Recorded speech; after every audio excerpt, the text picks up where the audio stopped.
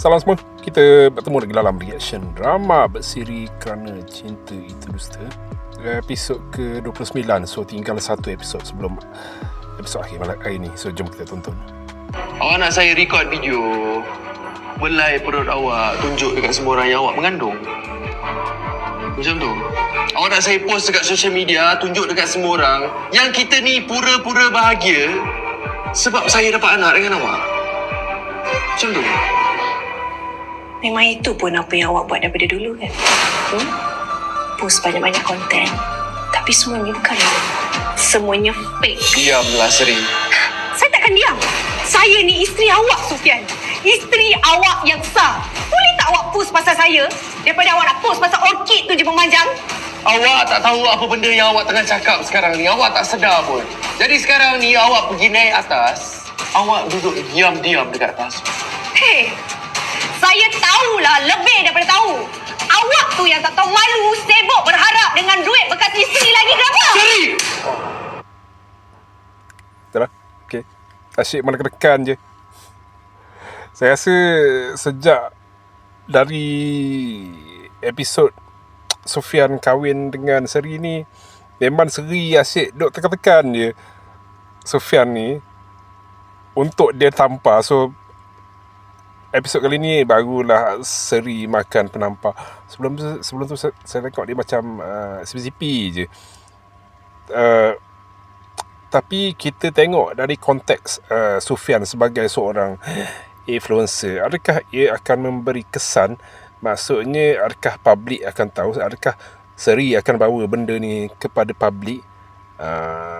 So akan tercalar lah image Sufian.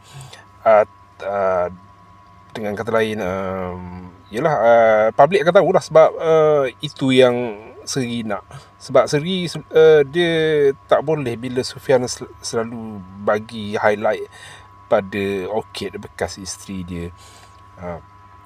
Sebab drama ni kalau kita kata cerminan realiti, influencer ni ramai dalam dunia realiti lah.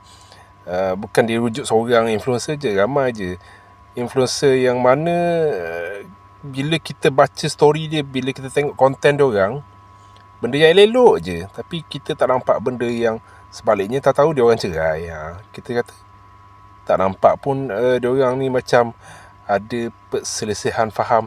So benda ni berlaku pada Sufian dan Seri lah. Walaupun diorang ni mungkin bukan pasangan influencer. Maksudnya Seri ni bukan influencer, Sufian dengan orchid tu influencer. Jadi Seri ni macam apa, Seri ni masuk dalam dunia Sufian, barulah dia ni orang kenal dia. Tapi Sufian je lah yang kita boleh kata influencer. So ada komen dia penonton kata drama ni boleh dijadikan sebagai pengajaran, boleh lihat mana kebaikan, mana keburukannya. Okay. Tapi sebab kita dah follow drama ni, kita dah tahu perangai Seri ni, kita rasa macam Seri ni penyondor lah. Seri ni memang penyondor pun. Jadi kita rasa Sufian ni patut tampar Seri lagi kuat lah. Tu satu hal. Ada lah yang kata, oh my god, Seri kena lempang dengan Sufian. Patutnya dah lama. Rasanya diorang dah lama minta Seri ni kena lempang dengan Sufian dari awal lagi. Ada yang kata Seri dah kena tampar, berpisah tiada, kesian. Akhirnya itulah asyik tekan. Saya cakap lah asyik menekan. Sufian memang hilang lah sabar, tapi dia agak efek lah. So macam mungkin Seri anggap Sufian dah tak menyayangi dia, seorang lelaki panas bagan. Tapi itulah yang kau minta. Jumpa lagi episod akhir hari ni. Sekian.